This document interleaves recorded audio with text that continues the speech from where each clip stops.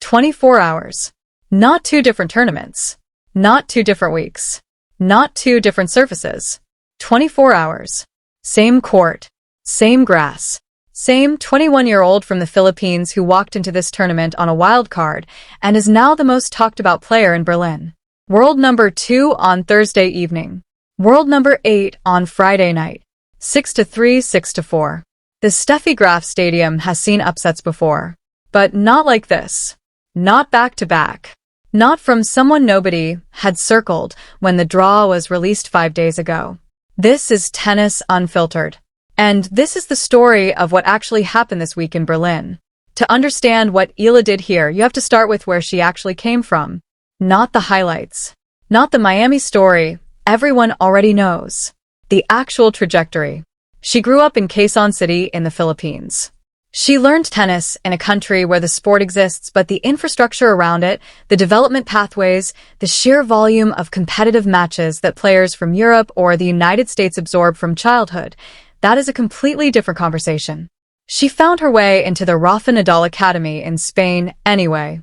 She grinded through the ITF circuit, through qualifying rounds, through the invisible early years of a professional career that most fans never see.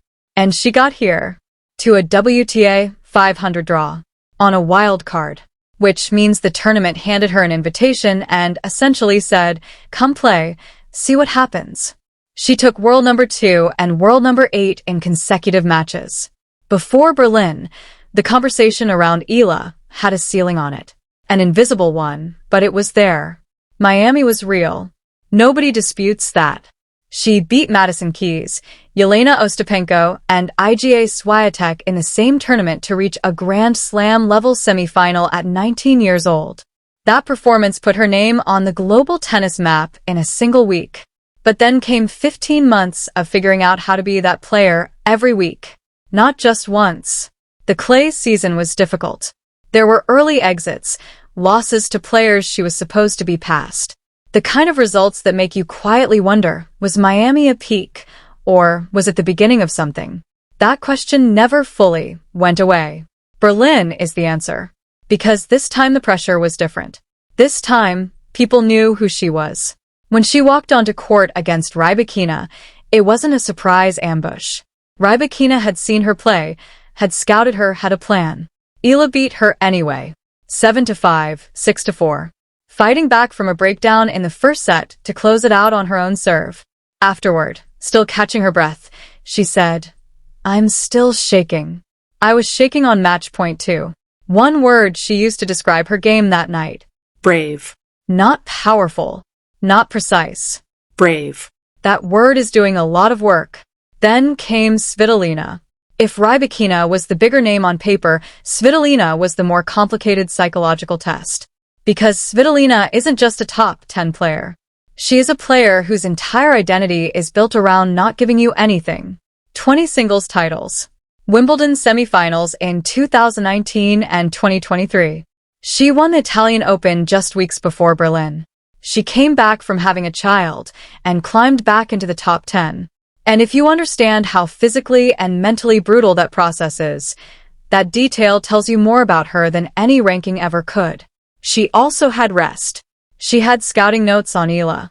She had 72% probability in her favor according to the betting models. She had every structural reason to believe this match was hers. Eala had 24 hours on her legs and a wild card entry. By the time the Svitolina match began, the press had already started moving. The WTA's own account had posted after the Rybakina win. What a performance. It's that beating the world number 2 feeling. ESPN ran it immediately. Yahoo Sports compared the Berlin run directly to Miami and noted, carefully, pointedly, that this time it doesn't feel like a surprise. It feels like a pattern. Olympics. Com ran her grass court numbers. Tennis Channel carried the Svitolina match live. Sky Sports. BBC Germany. Broadcasters across Europe.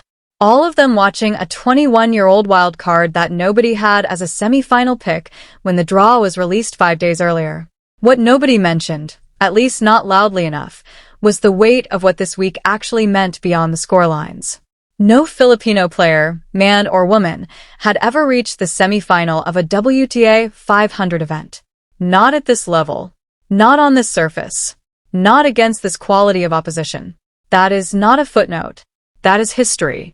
The quiet kind that gets made while scoreboards are running and crowds are applauding and nobody stops to name it in the moment. Eala didn't name it either. The first thing that stands out watching the early games of the Svitolina match, Eala doesn't come out cautious. There is no feeling out period. No tentative first few games where she is trying to find her legs. She comes out swinging. 3-0. Just like that. She is aggressive from the very first point. Her first serve is landing.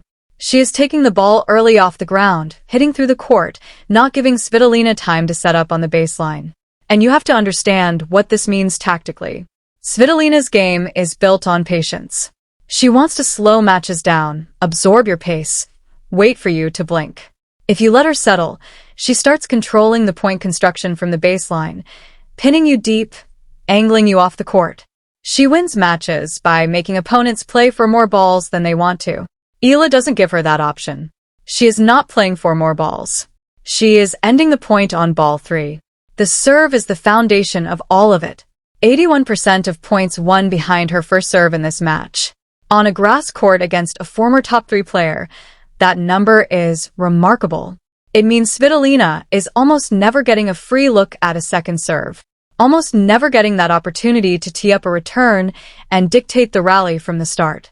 She's being forced to react from the first shot, which is exactly the opposite of how she wants to play. 4-1, but then 4-1 becomes 4-3. Svitolina doesn't panic. That's the thing about her. She has been in tight matches her entire career.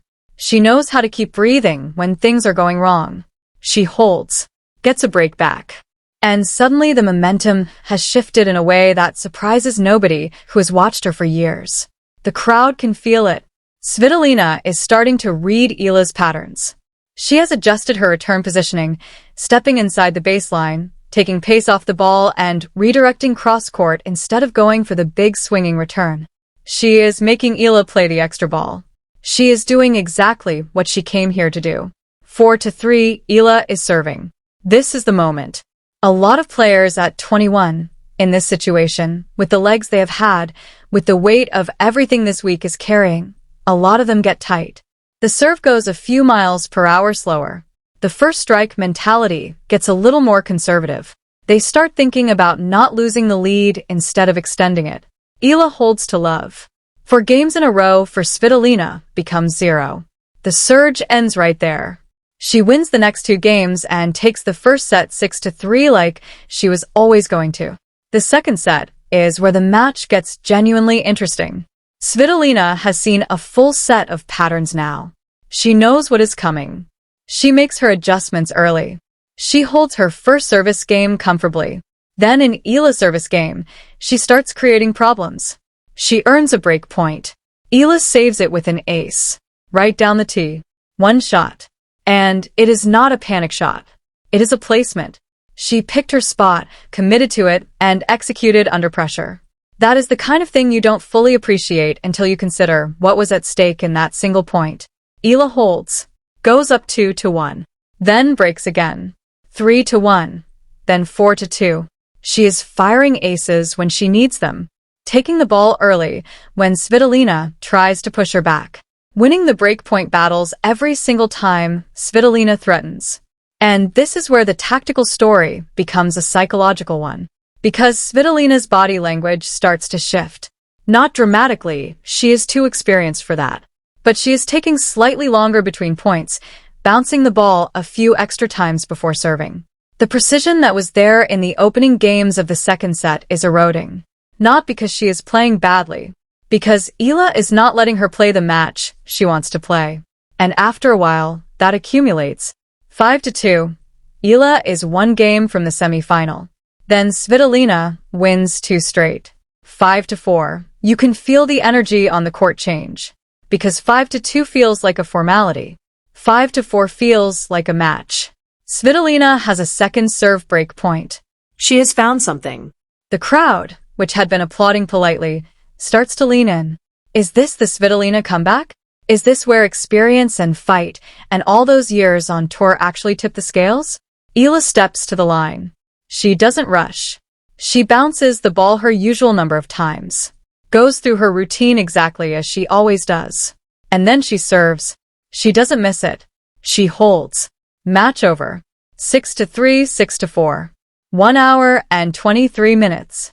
Another top 10 player. Same week. Same grass. Same 21-year-old wildcard. The numbers tell part of the story. 3 breaks in the second set. 4 aces in the match. 81% of points won behind her first serve. 7 break point conversions from 13 chances across the entire tournament run. She saved 13 of 16 break points against her. But the number that really sticks? 9 wins. 1 loss. On grass. This season. She is currently the best grass court player in women's tennis by record in 2026. Not historically. Not on paper. Right now. This season. On this surface. It is her. And that doesn't happen by accident.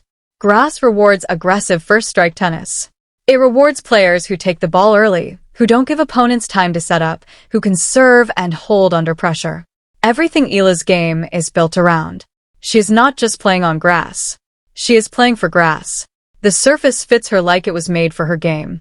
After the match, when Svitolina walked off, there was something in her expression that wasn't quite what you would expect from a loss. It wasn't frustration. It was almost contemplative, like she had seen something she was still processing. Because Svitolina has played every type of player in the world. She has beaten world number ones. She has lost to qualifiers. She knows the difference between a player who beats you because you had a bad day and a player who beats you because they were genuinely better. This was the second kind. After the match, Eala said something that stopped people. I've been watching her since I was a kid. So to be able to compete with her today is such an honor. Honor. After beating her. And then, I really admire her. She's a mother, and I find her to act with such elegance and strength. Think about that for a second. She just beat a former top 3 player in a quarterfinal to reach the first WTA 500 semifinal of her career. And her first instinct is to talk about what she admires in the player she defeated. That is not media training. That is just who she is. And it is probably, quietly, underneath everything, part of why she wins these matches. There is something almost paradoxical about that quote. The 21-year-old, who just dismantled a former top 3 player on grass talking about her with that level of genuine admiration. No performance in it. No deflection. Just someone who grew up watching these players who still hasn't fully caught up to the reality that she is now one of them. That gap between who she is becoming and who she still sees herself as might be the most interesting thing about her right now. What this week confirmed, not suggested, confirmed, is that Miami was not a peak. For 15 months, people wondered if she could reproduce it. For 15 months, a talent ceiling sat just above her head in the public conversation. Berlin removed it. Her record against top 10 players now stands at 6 wins in her career. 3 of them in 2026 alone. And the quality of who she has beaten, Swiatek, Keys, Ostapenko, Rybakina, Svitolina. That is not a list you build by accident. That is a list you build by being a specific kind of player. One who gets better, not worse, when the opponent across the net is better. Some players shrink into big matches. Eala expands into them. Wimbledon starts in 9 days. The seeding cutoff is June 22nd. A semi-final finish in Berlin almost certainly puts her inside the top 32, which means for the first time in her career she walks into a Grand Slam protected, with a draw that gives her room. Room to build, room to be dangerous before the second week. Last year at Wimbledon, she drew Barbara Krejcikova, a former champion, in the first round and lost. That is the unseeded tax. You pay it every time until you don't have to anymore. This year, she might not have to. 9 wins, 1 loss on grass in 2026. The best grass court record in women's tennis this season by any active measure. Birmingham, Berlin. And now 10 days to rest before the biggest fortnight of the year. The timing is not lucky. The timing is deliberate. She has been building toward this grass court window all season.